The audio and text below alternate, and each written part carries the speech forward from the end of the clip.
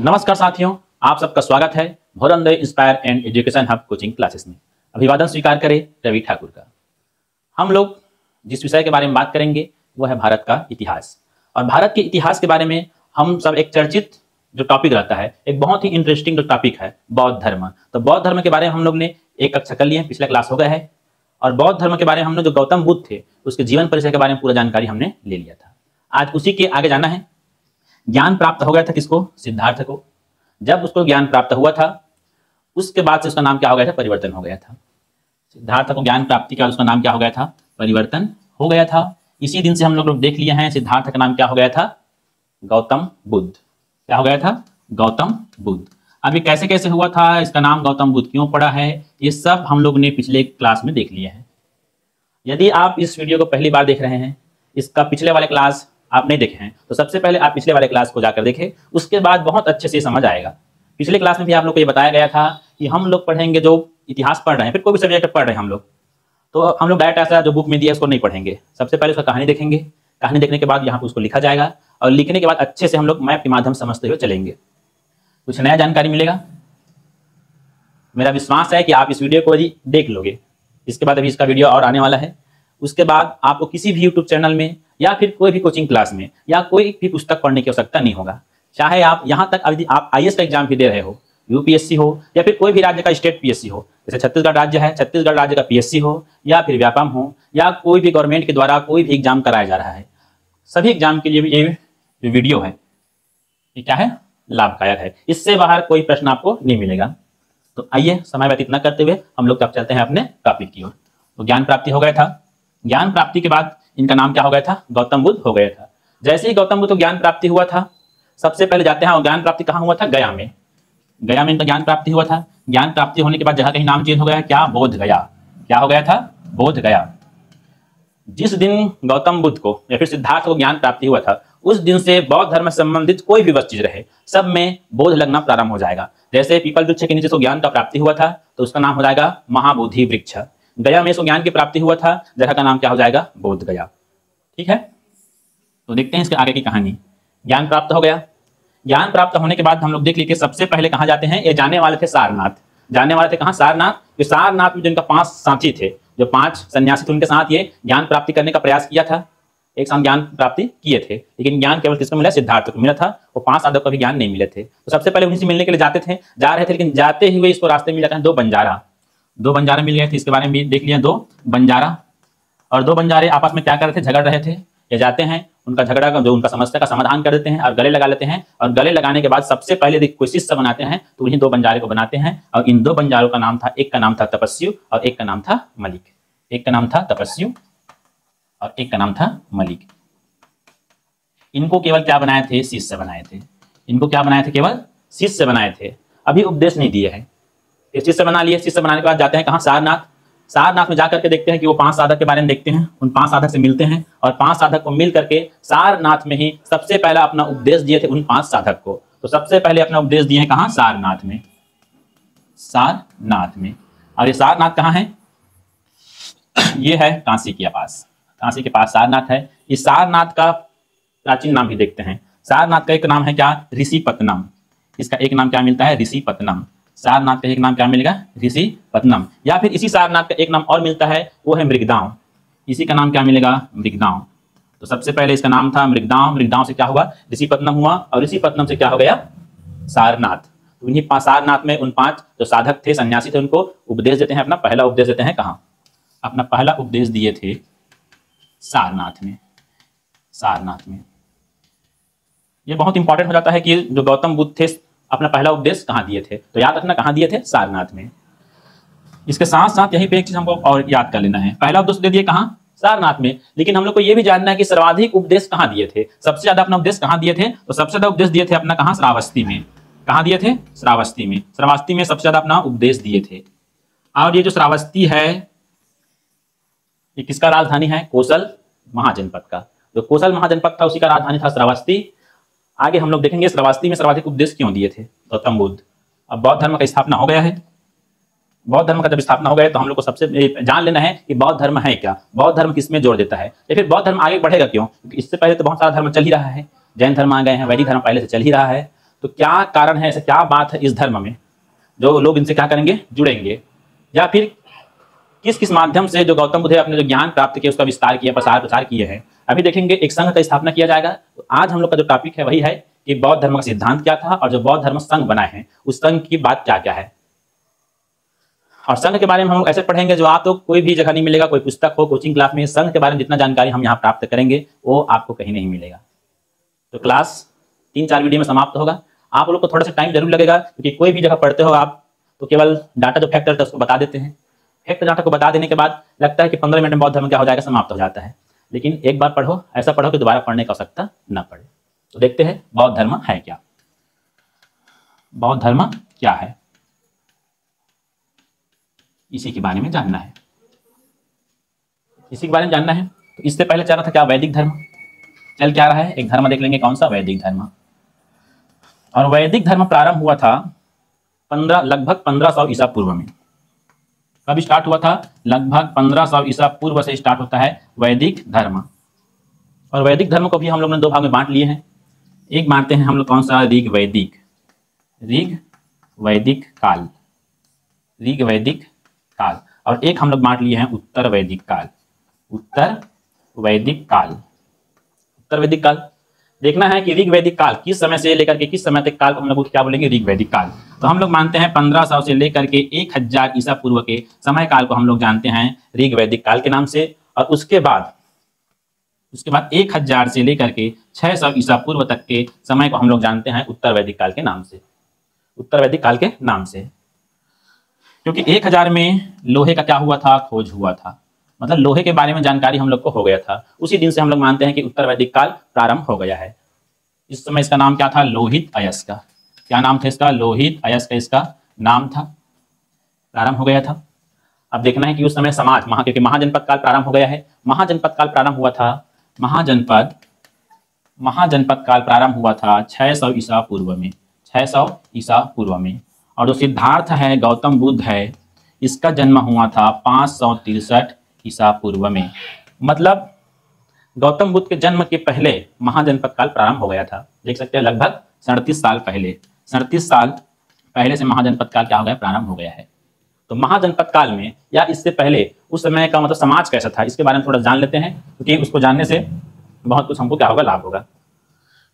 तो जान लेते हैं हम लोग क्या उस समय हम लोग का समाज कैसा था। समाज बढ़ता हुआ था वर्ण व्यवस्था पर, वर्ण व्यवस्था पर समाज बटा हुआ था। और ये वर्ण व्यवस्था कैसा था, 4 वर्ण में बांटे गए थे। देख लेते हैं कौन कौन से 4 वर्ण हैं। 4 वर्ण में बटा हुआ था वर्ण व्यवस्था। सबसे ऊपर में या फिर सबसे पहला यदि स्थान दिया गया था इस वर्ण व्यवस्था में तो वो दिया गया था, पहला नंबर में स्थान दिया गया था ब्राह्मणों को। ब्राह्मणों को पहला स्थान दिया गया था। ब्राह्मणों के बाद दूसरा स्थान दिया गया था क्षत्रियों को। क्षत्रियों का स्थान कौन सा था, द्वितीय था। और तीसरा स्थान था वैश्यों का, जो वैश्य है, जो व्यापारी वर्ग है, उनको दिया था तीसरा स्थान। और चौथा स्थान दिया गया था शूद्रों को, शूद्रों को दिया गया था चौथा स्थान, शूद्रों को दिया गया था चौथा स्थान। इस वर्ण व्यवस्था से इस समय कौन कौन क्या क्या परेशानी थे इसके बारे में जानते हैं। तो महाजनपद काल चल रहा है और महाजनपद काल चल रहा है। और महाजनपद काल में जो राजा हुए, जो शासक हुए थे, वो किस वर्ण के थे, वो लोग थे क्षत्रिय वर्ण के। किस वर्ण के थे, क्षत्रिय वर्ण के थे, क्षत्रिय वर्ण के थे। जब महाजनपद काल में क्षत्रिय वर्ण, क्योंकि शासक थे और टैक्स वसूलने का काम किसका होता है, शासक का, तो शासक इस समय 60 प्रकार का टैक्स वसूल कर रहे थे, 60 प्रकार का कर वसूल करते थे, 60 प्रकार का कर वसूल करते थे। इससे पहले वैदिक काल देखते हैं केवल 3 प्रकार का कर वसूल किया जाता था। जब 3 प्रकार का कर वसूल कर रहे थे तो आय, जाहिर सी बात है, आय क्या होगा, कम होगा। उस समय आय क्या था, कम था। लेकिन जब महाजनपद काल प्रारंभ हो गया है, कितने प्रकार का टैक्स वसूल कर रहे हैं, 60 प्रकार का। जब 60 प्रकार का टैक्स वसूल कर रहे हैं तो जो राजकोष है उसमें क्या होगा, आय की मात्रा बढ़ जाएगा, पैसा बढ़ेगा। अब जब पैसा ज्यादा होगा, इनके आय ज्यादा होगा, तो लोग क्या करेंगे, सेना ज्यादा रखेंगे, आय बढ़ेगा। आय बढ़े क्या करेंगे, सैनिक की संख्या में वृद्धि करेंगे। क्या करेंगे, सैनिक की संख्या में क्या करेंगे, वृद्धि करेंगे। अब जब सैनिक की संख्या में वृद्धि करेंगे, मतलब जिस राजा के पास जितना ज्यादा सैनिक होगा वो उतना ही पावरफुल होगा, उतना ही क्या होगा, शक्तिशाली होगा। फिर क्या हो गए, शक्तिशाली हो गए। इस प्रकार शक्तिशाली हो गए, राजनीतिक रूप से क्या हो गए, शक्तिशाली हो गए। क्षत्रिय वर्ग क्या हो गए, राजनीतिक रूप से क्या हो गए थे, शक्तिशाली हो गए। कौन, क्षत्रिय वर्ग। अब क्षत्रिय वर्ग के मन में ये बात आने लगा कि पूरा जो महाजनपद है, शासन है, जो राजनीति है, चला कौन रहा है, क्षत्रिय वर्ग। लेकिन फिर भी जो यहाँ पे वर्ण व्यवस्था है ये वर्ण व्यवस्था में कौन सा स्थान दिया गया है? दूसरा स्थान दिया गया है, दूसरा स्थान दिया गया है। इनको थोड़ा सा परेशानी हुआ, समस्या हुआ था, तो ये लोग परेशान थे। इसी समय जब बौद्ध धर्म आ गए थे तो गौतम बुद्ध के पास जाते हैं, जो शासक थे वो। जाने के बाद बोलते हैं कि हम लोग पूरा राजनीतिक, हम लोग शक्तिशाली हो गए हैं, हम लोग का राजनीतिक विकास हो गया है, शासन को पूरा हम ही लोग चला रहे हैं, फिर भी जो वर्ण व्यवस्था है उसमें हम लोग को दूसरा स्थान दिया गया है, हम लोग को पहला स्थान चाहिए। हम लोग कौन सा स्थान चाहिए? पहला स्थान होना चाहिए, लेकिन हम लोग का स्थान कौन सा है? दूसरा स्थान है। स्थान कौन सा है? दूसरा। तो गौतम बुद्ध ने बताया था कि आप हमारे धर्म में आ जाइए। तो बोले कि आप यदि हम आपके धर्म में आ जाएंगे तो आप क्या पहला स्थान दे दोगे? तो बोला कि आपका स्थान पहला हो जाएगा, क्योंकि जो बौद्ध धर्म है वो वर्ण व्यवस्था को मानता ही नहीं है, वर्ण व्यवस्था को मानता ही नहीं है। यहाँ सब समान है, वर्ण व्यवस्था को मानता ही नहीं है। यहाँ क्या है? सब समान है, तो यहाँ पहला दूसरा वाला बात ही नहीं है। तो क्षत्रिय वाले उनके क्या हो गए? इनसे सहमत हो गए। क्षत्रिय वाले क्या हो गए? गौतम बुद्ध से क्या हो गए? उनके सिद्धांत से क्या हो गए? सहमत हो गए, सहमत हो गए। जब क्षत्रिय वर्ग सहमत हो गए थे तो क्षत्रिय का काम, इनका समस्या क्या हो गया? समाधान हो गया। लेकिन इससे बौद्ध धर्म को क्या लाभ होगा? बौद्ध धर्म को लाभ क्या होगा? तो बौद्ध धर्म मतलब बोला कि आप हमारी समस्या का समाधान कर दिए, तो हम आपके लिए क्या करें? भाई इनका समस्या का समाधान हो गया है ना। जैसे कोई व्यक्ति हम लोग को मदद करता है तो हम लोग का ये फर्ज होता है कि हम उसके लिए कुछ करें जितना हम लोग से हो सके। तो ये लोग बोले क्या कि आपका प्रसार मतलब बौद्ध धर्म का संरक्षण, बौद्ध धर्म का संरक्षण कौन करेंगे? शासक करेंगे। बौद्ध धर्म का संरक्षण कौन करेंगे? शासक करेंगे। ये शासक क्या करेंगे? उनका संरक्षण करेंगे। इसीलिए देखना, अभी आगे देखेंगे कि इन्हीं बड़े जो शासक हुए हैं महाजनपद काल में, चाहे वो अजातशत्रु हो, चाहे वो कालाशोक हो, चाहे वो अशोक हो, या फिर कनिष्क हो, इन्हीं के समय में बड़े बड़े संगति हुए हैं। हम लोग मुख्य रूप से पढ़ते हैं 4 बड़े बौद्ध संगति, आगे उसके बारे में पूरा जानकारी देखेंगे। तो ये सब कौन कराए हैं? क्षत्रिय वर्ग, क्योंकि क्षत्रियों का समस्या का समाधान कौन किया था? बौद्ध धर्म। तो बौद्धों को भी कुछ चाहिए ना, तो इसका स्वभाव किए थे, संरक्षण दिए थे। उसके बाद एक वर्ग और आता है, उस वर्ग का नाम क्या है? वैश्य वर्ग। कौन सा वर्ग आएगा? वैश्य वर्ग, या फिर वैश्य वर्ण। जब वैश्य वर्ण आया था जिसको उस समय जो वर्ण व्यवस्था था, तो वर्ण व्यवस्था में इनको तीसरा स्थान दिया गया है, तीसरा स्थान दिया गया है वर्ण व्यवस्था में। हम लोग देखे थे जब 1000 ईसा पूर्व आया था उस समय लोहा का विकास हो गया था। जब लोहा का विकास हो गया तो नए नए हथियार औजार बन रहे थे। पुराने परंपरागत ढंग से जो पहले कृषि कार्य होते थे उसमें भी आधुनिकता आ गया था। जब आधुनिकता आ गया था तो उपज ज्यादा हो रहे थे, कृषि अच्छा हो रहा था। कृषि जब अच्छा हो रहा है, नए नए मतलब हथियार वगैरह बन रहे थे, लघु कुटीर उद्योग का विकास हो रहा था। तो ये व्यापारी संघ है पूरा। वैसे मतलब क्या होता है? व्यापारी। पूरा क्या है? व्यापारी वर्ग है, व्यापारी वर्ग है। तो इनका आमदनी में क्या हो रहा है? वृद्धि हो रहा है। क्या हो रहा था? आमदनी में वृद्धि, मतलब इनका आर्थिक विकास हो गया था। क्या हो गया था? इनका आर्थिक विकास हो गया था। इनके पास पैसा पर्याप्त मात्रा में था, पैसा पर्याप्त मात्रा में था। पैसा क्या था? पर्याप्त मात्रा में था इनके पास, आर्थिक विकास हो गया था। ये लोग चाह रहे थे हम लोग को कौन से मिले? पहला स्थान मिले। इस वर्ण व्यवस्था में क्या मिले? पहला स्थान मिले। ये लोग बोल रहे थे कि जो महाजनपद काल है पूरा तो पैसे का व्यापार है, कौन चला रहा है? वैश्य वर्ण। तो इनका भी मानना था ना कि हम लोग कौन से स्थान मिले? पहला स्थान मिले करके। क्योंकि बौद्ध धर्म के पास ये लोग भी जाते हैं और अपना समस्या बताते हैं कि पूरा जो अर्थव्यवस्था है उस समय की चला कौन है? पूरा व्यापारी संघ चला रहा था, लेकिन कोई स्थान कौन सा दिया गया था? तीसरा। तो ये लोग नाराज थे। तो गौतम बुद्ध ने इनका भी समस्या क्या कर दिया? समाधान कर दिया। बौद्ध धर्म ने क्या किया? इनका भी समस्या का समाधान किया। समस्या का समाधान कैसे करेंगे देखते हैं। इनको बोल दे कि आप भी आ जाए, हमारे धर्म में आ जाओ, आपका स्थान पहला हो जाएगा। पहला कैसे हो जाएगा? क्योंकि इसमें पहले हम लोग देख लिए हैं ना कि ये लोग वर्ण व्यवस्था को मानते ही नहीं है, जन्म के आधार पर वर्ण व्यवस्था को मानती ही नहीं है, वर्ण व्यवस्था को मानती ही नहीं है। अब जब वर्ण व्यवस्था नहीं मानते मतलब सब बराबर है, तो इनका एक समस्या तो हो गया, क्या समाधान हो गया वैश्य वर्ग का। लेकिन इनके पास एक समस्या और था, इनके पास एक समस्या और था। इनका दूसरा समस्या ये था क्योंकि ये कौन सा वर्ग है? व्यापारी वर्ग। जब वैदिक काल चल रहा था, वैदिक काल चल रहा था तो इनका स्थिति उतना अच्छा नहीं था। अभी हम लोग देख लिए हैं कि नए नए औजार का जब विकास हुआ था, व्यापार अच्छे से चल रहा था, तो इनके पास क्या हो रहा था? जमा बच रहा था। इनका जितना खर्च था वैसे ज्यादा इनके पास आय हो रहा था, जिसको बोलते हैं हम लोग क्या? अधिशेष। इनके पास क्या हो रहा था? अधिशेष बच रहा था। और जब अधिशेष बच रहा है तो किसी में निवेश करेगा, उस अधिशेष को क्या करेगा? निवेश करेगा। और निवेश करेगा मतलब ये क्या है? जिसको आवश्यकता है उनको क्या देगा? पैसा का व्यवस्था कराएगा, उनको पैसा देगा, जिसके बदले क्या लेंगे? ब्याज लेंगे। क्या लेंगे? ब्याज लेंगे। लेकिन वैदिक धर्म में ये गलत था, ये मतलब मानता नहीं था कि आप, मना था इसमें। वैदिक धर्म में लिखा बताया गया था कि आप ब्याज नहीं ले सकते। और जब इसी समय महाजनपद काल चल ही रहा था, इसी समय जब ये 2 नए वर्ग आए थे, नए नए कुछ वर्ण का क्या हुआ था? जन्म हुआ था, जिसमें एक का नाम है क्या? सूदखोर। एक का नाम क्या है? सूदखोर। और एक का नाम है सेट्ठी। एक को बोलते हैं क्या? सूदखोर, और एक को बोलते हैं सेट्ठी। 2 नए वर्ग आए थे। सूद मतलब होता है क्या? ब्याज, और खोर मतलब होता है खाने वाला। मतलब ब्याज को खाने वाला व्यक्ति बोलते हैं क्या, सूदखोर। और एक होता है सेठी। ये वर्ग थे, ये लोग ब्याज में देते थे, निवेश करते थे, इनका पैसा मिलता था, लेकिन ये मान्यता नहीं था किसमें, वैदिक धर्म में। इसको मान्यता दे दिया कौन, बौद्ध धर्म, कि आप हमारे धर्म को स्वीकार कर लो, आप ब्याज में पैसा देकर के निवेश करके जी सकते हो, खा सकते हो करके। तो पूरा व्यापारी संघ किसके पक्ष में चले गए, बौद्ध धर्म के। अब इनका समस्या का समाधान तो हो गया किसका, वैश्य वर्ण का। फिर वही देखेंगे, अब बौद्ध धर्म के लिए भी कुछ करेंगे, क्योंकि इनका समस्या का समाधान तो कर दिया बौद्ध धर्म, तो बौद्ध धर्म भी कुछ चाहिए ना। तो बौद्ध धर्म के लिए क्या किए थे, जितने भी व्यापारी है अभी आगे देखेंगे, इनके विहार का निर्माण करवाएंगे, इनके रुकने के लिए चैत्य का निर्माण करवाएंगे, इनके संरक्षण में भी, इनके प्रचार प्रसार में सहयोग करेंगे कौन, पूरा वैश्य वर्ग। और एक बहुत बड़ा काम किया था वैश्य वर्ग, कि वैश्य वर्ग व्यापारी है, क्या है, व्यापारी है। वैश्य वर्ग क्या है, व्यापारी वर्ग है। और व्यापारियों का काम है एक जगह से दूसरी जगह जाते हैं। तो भारत में बौद्ध धर्म का प्रचार तो गौतम बुद्ध कर दिए थे, भारत में गौतम बुद्ध या फिर इनके जो अनुयायी थे वो कर दिए थे। जैसे ही वैश्य वर्ग का बौद्ध धर्म स्वीकार करते हैं तो ये लोग व्यापार करने के लिए जाते थे कहाँ, चीन। कहाँ जाते थे, चीन। और चीन जाने के लिए भारत से यहाँ पास चीन जाने के लिए एक मार्ग है, एक मार्ग है।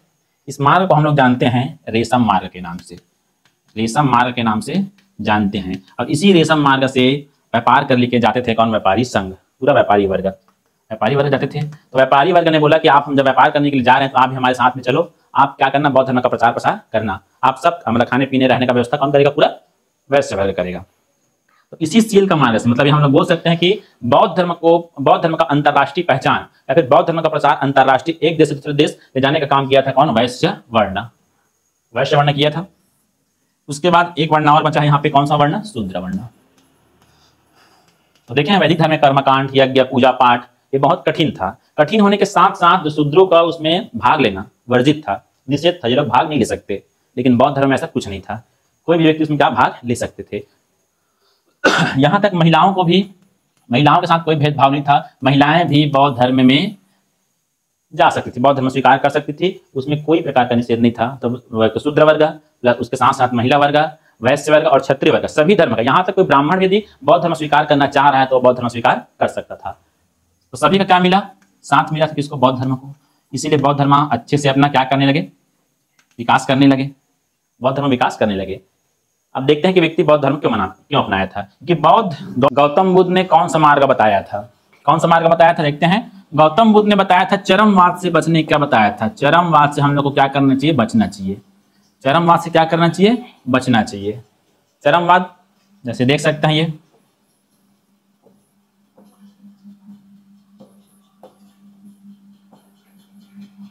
ये तराजू है।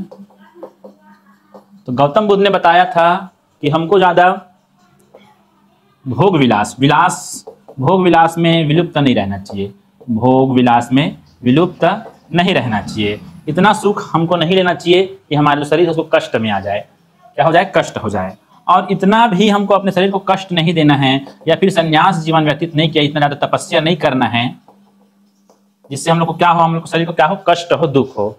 तो उन्होंने अपने अनुयायियों के लिए बताया था, जो मार्ग बताया था वो मार्ग, कौन सा मार्ग बताया था, मध्यम मार्ग। मध्यम मार्ग अपने अनुयायियों के लिए क्या किया था, बताया था। मध्यम मार्ग का उपयोग करके हम निर्वाण को क्या कर सकते हैं, प्राप्त कर सकते हैं करके। यही है बौद्ध धर्म का क्या मार्ग। बौद्ध धर्म ने बता दिया कौन सा मार्ग का प्रयोग करना है। उसके बाद बौद्ध कहाँ गए थे, सारनाथ। कहाँ जाएंगे, सारनाथ। और इसी सारनाथ में गौतम बुद्ध ने एक संघ की स्थापना किया था। किसका स्थापना किया था, संघ की स्थापना किया था। संघ मतलब क्या होता है, सभा। संघ मतलब क्या होता है, सभा। जैसे अभी वर्तमान में हम लोग देखते हैं लोकसभा होता है, राज्यसभा होता है, विधानसभा होता है, ऐसी एक सभा था। तो अभी देखते हैं लोकसभा हो या फिर विधानसभा हो, उसमें प्रवेश पाने के लिए, उसमें सदस्य बनने के लिए कुछ योग्यता होते हैं, कुछ आयु निर्धारित रहते हैं। तो वैसे भी इसमें क्या था, निर्धारित था, आयु वगैरह था, कौन से व्यक्ति प्रवेश पा सकते हैं या कौन व्यक्ति इसमें प्रवेश नहीं पा सकते, ये सब के बारे में बताया गया था। देखते हैं क्या क्या है।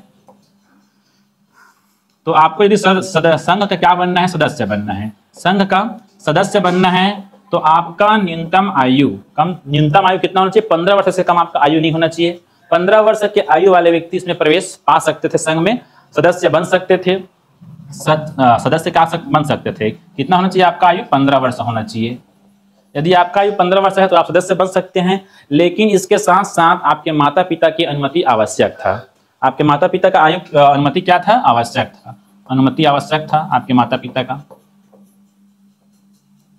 उसके बाद देखते हैं, यदि आपका जो सदस्य है इनका आयु यदि 20 वर्ष हो जाएगा, आयु यदि 20 वर्ष का हो जाएगा तो इनको पूर्ण सदस्य बना लिया जाएगा। पूर्ण सदस्य क्या कर रहे हैं? इसको बना लेते हैं। पूर्ण सदस्य बनने के लिए आयु कितना होना चाहिए? 20 वर्ष होना चाहिए। 20 वर्ष में आप क्या बन सकते हो? पूर्ण सदस्य बन सकते हो। उसके बाद जो संघ था, जो संघ बनाया था गौतम बुद्ध, वो संघ कैसा था? वो था गणतंत्रात्मक। कैसा था? गणतंत्रात्मक था। गणतंत्रात्मक था क्या संघ? संघ कैसा था? गणतंत्रात्मक था। गणतंत्रात्मक होने का मतलब यहाँ पे कोई विशेष वर्ग या फिर कोई वर्ग का कोई मुखिया यहाँ पे होता नहीं था। इसको चलाने के लिए अलग अलग विभाग जरूर बनाए गए थे। अलग अलग विभाग को चलाने के लिए अलग अलग अधिकारी नियुक्त किया गया था। अलग अलग अधिकारी क्या किया गया था? नियुक्त किया गया था।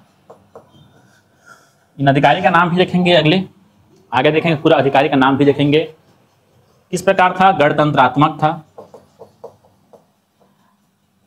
यदि इन सदस्यों के बीच कोई इस बात को लेकर किसी बात पर मतभेद हो जाता था तो मतभेद हो जाने के कारण उसमें क्या करते थे? मतदान होता था। क्या होता था? मतदान। मतदान होता था। और मतदान कैसे होता था? प्रत्यक्ष रूप से होता था। कैसे होता था मतदान? प्रत्यक्ष रूप से। प्रत्यक्ष और गुप्त प्रणाली से क्या होता था? मतदान होता था। प्रत्यक्ष और गुप्त प्रणाली से क्या होता था? मतदान होता था। इसमें गणपूर्ति भी देखते हैं। क्या देखना है? गणपूर्ति। तो गणपूर्ति कितना था अभी देखते हैं। जैसे लोकसभा में, तो लोकसभा में देखते हैं 1/10 सदस्य। जितना भी उसका क्या है सदस्यों की संख्या है उसका 10वां हिस्सा, 1/10 मतलब 10 हिस्सा यदि है तो गणपूर्ति हो जाता है। लेकिन यहाँ संख्या बता दिया गया था। संख्या कितना था? 20 सदस्य। संख्या कैसा था? 20 सदस्य था। संघ में किस प्रकार का भाषा का प्रयोग करते थे? संघ में हम लोग करते थे पाली भाषा का। पाली भाषा का प्रयोग कहाँ होता था? संघ में। जो उस समय की आम जनता की भाषा था क्या? पाली। आम जनता का भाषा क्या था? पाली था। यही पाली भाषा है जो बौद्ध धर्म के इतना विस्तार होने में, इतना उसका प्रचार प्रसार होने में जो योगदान दिया है, एक प्रकार से दिया है। कौन? भाषा। और भाषा कौन सा है? पाली भाषा। भाषा कौन सा था? पाली भाषा था। इसमें जब प्रारंभ हुआ कौन? संघ। संघ जब प्रारंभ हुआ था उस समय महिलाओं का प्रवेश वर्जित था। मतलब महिलाओं को प्रवेश नहीं दिया गया था। महिलाओं को प्रवेश नहीं दिया था, केवल पुरुष को ही प्रवेश दिया गया था। महिला के साथ साथ यदि कोई हत्यारा है तो इनको भी प्रवेश नहीं दिया जाएगा। यदि कोई चोर है तो इसको भी प्रवेश नहीं दिया जाता था। हत्यारा, महिला, इनको प्रवेश नहीं दिया जाता था। किसमें? संघ में। अब संघ तो हो गया है। अब संघ का सदस्य आप बनने वाले हो। संघ का सदस्य बनने वाले हो तो जैसे भी देखते हैं कोई सदन का, जैसे कोई सभा का हम लोग क्या बनते हैं? सदस्य बनते हैं। तो सदस्य बनते हैं तो उसमें हम लोग को क्या करना पड़ता है? शपथ लेना पड़ता है। शपथ लेना पड़ता है कि मैं अमुक ऐसा ऐसा कुछ शपथ लेते हैं। हर सब सभा का अलग अलग नियम रहता है। यहाँ संघ यहाँ भी क्या था? नियम था। यहाँ भी क्या था? नियम था। तो यहाँ शपथ लेना पड़ता था क्या? शपथ यही लेना पड़ता था क्या? आपको शपथ लेना पड़ेगा। शपथ क्या था? कि बुद्धम शरणम गच्छामि। पहला शपथ यही था। क्या था? क्या? बुद्धम शरणम गच्छामि। फिर दूसरा क्या था? संघम शरणम गच्छामि। संघम शरणम गच्छामि। और तीसरा होता था धम्मम शरणम गच्छामि। तो ये 3 इसका था। इसको बोलते हैं बौद्ध धर्म में, इसको बोलते हैं त्रिरत्न। बौद्ध धर्म में इसको क्या बोलते हैं? त्रिरत्न। त्रिरत्न बोलते हैं इसको। क्या है? त्रिरत्न किसको बोलते हैं? बुद्ध, संघ और धम्म। क्या? धम्म। कई जगह ये धम्म को यहाँ पे लिखा जाता है, धर्म लिखा जाता है। जैसे धर्म लिखते हैं वही है, लेकिन पाली भाषा में जो र का मात्रा है ये पाली भाषा में नहीं होता है, इसलिए धम्म बोलते हैं। तो हम लोग क्या क्या शपथ लेते हैं? पहला शपथ लेते हैं क्या? बुद्धम शरणम गच्छामि। बुद्धम शरणम गच्छामि। इसका मतलब क्या होता है? मैं बुद्ध की शरण लेता हूं। मैं बुद्ध की चरण में शरण लेता हूं। फिर दूसरा क्या था? संघम। संघम शरणम संघम शरणम गच्छामि, संघम शरणम गच्छामि। मैं संघ की शरण में, संघ में क्या बताया गया है? शिक्षा बताया गया है। किसका शिक्षा बताया है? बुद्ध का। तो मैं बुद्ध की शिक्षा का शरण लेता हूं। फिर तीसरा है कौन सा? धम्म। तो धम्मम शरणम गच्छामि, धम्मम शरणम गच्छामि, मतलब धम्म की शरण लेता हूं, मैं धम्म की शरण लेता हूं। और ये अधिकांश व्यक्ति को लगता है कि ये संस्कृत में है, जबकि ये किस भाषा में है? पाली भाषा में है। ये किसमें है? पाली भाषा में ये है। तो ये था क्या उसका? संघ। पहले संघ में महिला को प्रवेश नहीं दिया गया था, लेकिन बाद में गौतम बुद्ध जाते हैं कहाँ? वैशाली। कहाँ जाएंगे? वैशाली। कहीं कहीं पे ये जानकारी मिलता है कपिलवस्तु। कहाँ जाएंगे? कपिलवस्तु या वैशाली। तो कपिलवस्तु जब पहुंचते हैं तो उसके बुद्ध के जो सबसे प्रिय शिष्य थे, बुद्ध के सबसे प्रिय शिष्य थे, उस प्रिय शिष्य का नाम क्या है? आनंद। प्रिय शिष्य का नाम क्या था? आनंद। तो इसी आनंद के कहने पर महिलाओं को भी क्या संघ में, महिलाओं को भी संघ में प्रवेश दे देते हैं। महिला को क्या करते हैं? संघ में प्रवेश दे देते हैं। या फिर इसी को बोला जाता है, गौतम बुद्ध ने भिक्षुणी संघ की स्थापना कहाँ किया था? वैशाली में। भिक्षुणी संघ की स्थापना कहाँ किया था? वैशाली में। अब ये भिक्षुणी क्या है? देखते हैं भिक्षुणी क्या है। जो बौद्ध धर्म के उपासक थे, बौद्ध धर्म के जो उपासक होते थे, बौद्ध धर्म के जो उपासक होते थे, उसको दो भाग में बांटा गया था। दो भाग में बांट लेंगे। एक होता है क्या? भिक्षु संघ। एक होता है क्या? भिक्षु संघ। और एक होता है कौन सा? उपासक बोलते हैं जिसको। एक तो भिक्षुक या एक उपासक। तो भिक्षुक और एक इसी में बोलेंगे क्या? भिक्षुणी। भिक्षुक और भिक्षुणी। तो भिक्षुक कौन होते थे? यदि कोई व्यक्ति बौद्ध धर्म स्वीकार किया है और कौन सा जीवन व्यतीत कर रहे हैं? संन्यास जीवन। यदि कोई पुरुष संन्यास धारण करते हुए, संन्यास जीवन व्यतीत करते हुए क्या मान रहे हैं? बौद्ध धर्म को स्वीकार कर रहे हैं, बौद्ध धर्म को स्वीकार किए हैं, तो क्या कहलाएगा? भिक्षु। लेकिन यदि कोई महिला बौद्ध धर्म को स्वीकार करते हुए संन्यास जीवन व्यतीत कर रहे हैं, तो क्या कहलाएगा? भिक्षुणी। इसमें क्या कर रहे हैं? महिला। महिला क्या बोलना है? भिक्षुणी। और यदि पुरुष है तो उसको क्या बोलना है? भिक्षु। और कौन सा जीवन व्यतीत कर रहे हैं लोग? दोनों संन्यास। कौन सा जीवन व्यतीत कर रहे हैं? दोनों संन्यास जीवन क्या कर रहे हैं? व्यतीत कर रहे हैं। लेकिन एक बोलेंगे किसको? उपासक। क्या आएगा? उपासक। तो उपासक किसको बोलेंगे? यदि कोई व्यक्ति गृहस्थ जीवन व्यतीत कर रहा है, कौन सा जीवन व्यतीत कर रहा है? गृहस्थ जीवन व्यतीत कर रहा है और बौद्ध धर्म को स्वीकार किए हैं। गृहस्थ जीवन व्यतीत कर रहा है और बौद्ध धर्म क्या किए हैं? स्वीकार किए हैं। बौद्ध धर्म क्या किए हैं? स्वीकार किए हैं। ठीक है। कौन? पुरुष। पुरुष के लिए है। तो पुरुष क्या कहलाएगा? वो उपासक।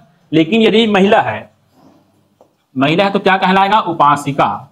महिला क्या कहलाएगा? उपासिका। जो गृहस्थ जीवन को व्यतीत करते हुए बौद्ध धर्म को स्वीकार किए हैं, बौद्ध धर्म क्या किए हैं? स्वीकार किए हैं, तो वो क्या कहलाएगा? उपासिका कहलाएगा। ठीक है।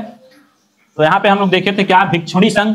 भिक्षुणी संघ की स्थापना कहाँ किया था? गौतम बुद्ध ने वैशाली में। और इस भिक्षुणी संघ में प्रवेश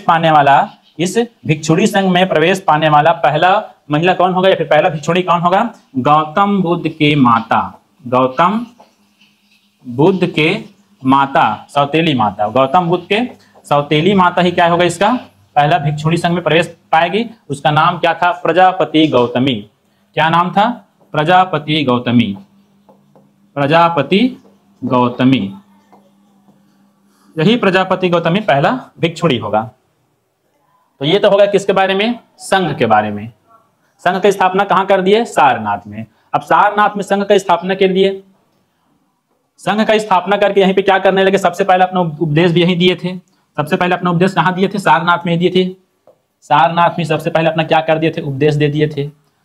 और यहीं पे हम लोग को जान लेना है कि सर्वाधिक उपदेश कहाँ दिए थे। तो सर्वाधिक उपदेश कहाँ दिए थे? श्रावस्ती में दिए थे। सर्वाधिक उपदेश कहाँ दिए थे?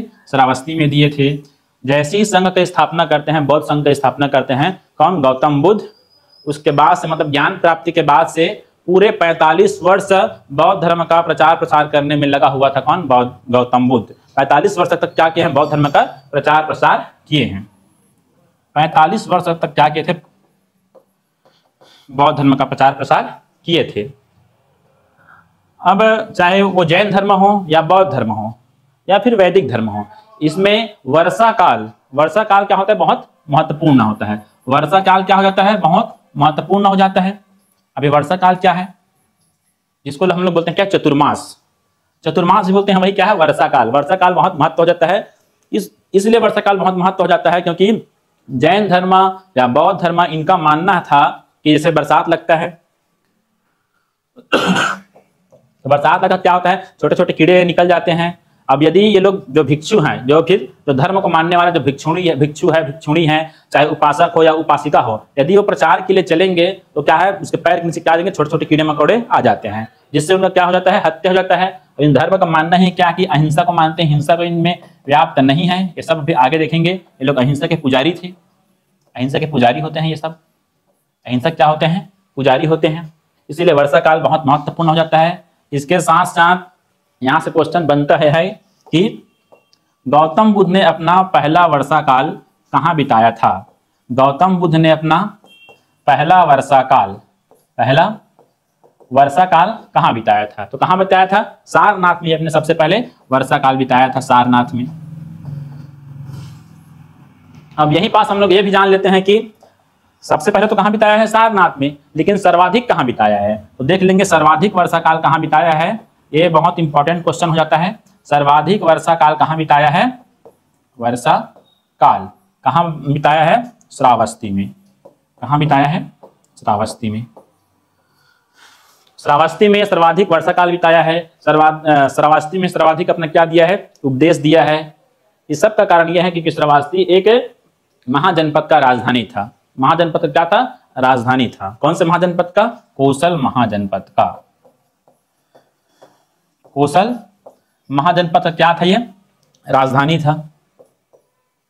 कोसल महाजनपद का क्या था, राजधानी था श्रावस्ती।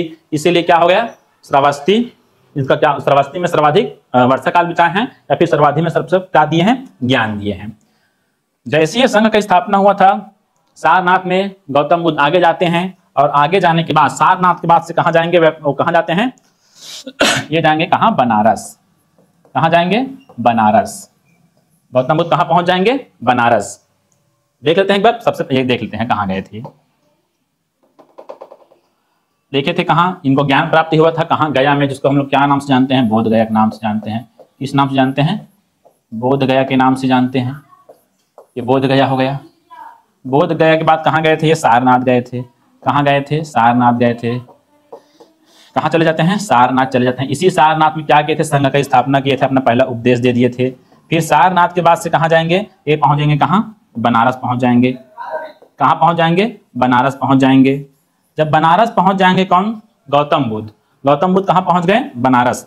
तो बनारस में इसका एक मित्र होता है, कौन सा, व्यापारी मित्र होता। कौन है, एक व्यापारी मित्र होता है। इन्हीं व्यापारी मित्र से इनका क्या होता है, मुलाकात होता है। उस व्यापारी मित्र का नाम क्या था, यश। यश नामक एक व्यापारी से इनका क्या होगा, मुलाकात होगा।